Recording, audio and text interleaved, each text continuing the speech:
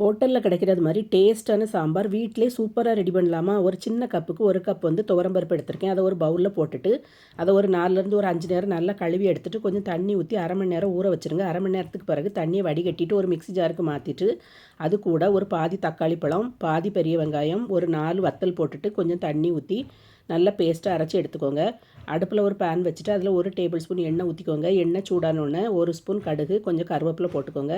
கடுகு நல்லா பொரிஞ்சு வந்தோடனே ஒரு 20 சின்ன வெங்காயம், பாதி பெரிய வெங்காயம் போட்டுக்கோங்க. பாதி தக்காளி பழம் போட்டுட்டு தக்காளி பழம் நல்லா மசிஞ்சு வரது வரை வதக்கி விடுங்க.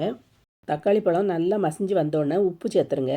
உப்பு சேர்த்துட்டு 2 டேபிள் ஸ்பூன் சாம்பார் பவுடர் சேர்க்குறேன். சாம்பார் பவுடர் வந்து பச்சை வாசனை போகிறது வரை வதக்கி விட்டுட்டு நம்ம ஏற்கனவே அரைச்சி வச்சுருக்க பருப்பை வந்து இதில் சேர்க்குறோம். இந்த பருப்பு வந்து நம்ம வந்து வேக வைக்கல, பச்சையாக தான் அரைச்சிருக்கோம். அதனால் தண்ணி வந்து நல்லா நிறைய சேர்த்துட்டு பருப்பை வந்து நல்லா வேக வைக்கணும். பருப்பு வெந்துட்டுருக்க டைமில் ஒரு பவுலில் வந்து ஒரு சின்ன துண்டு புளியை எடுத்து தண்ணி ஊற்றி நல்லா கரைச்சி வடிகட்டி தனியாக எடுத்து வச்சுக்கோங்க. பருப்பு நல்லா கொதித்து வந்த பிறகு இதை வந்து மூடி போட்டு வச்சுருங்க. இடையில திறந்து கிளறி விட்டுகிட்டே இருக்கணும். பருப்பு நல்லா கொதித்து கொஞ்சம் வற்றி வந்த பிறகு ஏற்கனவே கரைச்சி வச்சுருக்க புளி தண்ணி வந்து அதில் ஊற்றிட்டு நல்லா மிக்ஸ் பண்ணி விட்டுருங்க.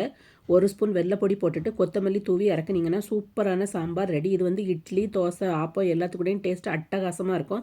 இந்த ரெசிபி பிடிச்சிருந்தா லைக் பட்டனை தட்டி விட்டுருங்க ஃப்ரெண்ட்ஸ்.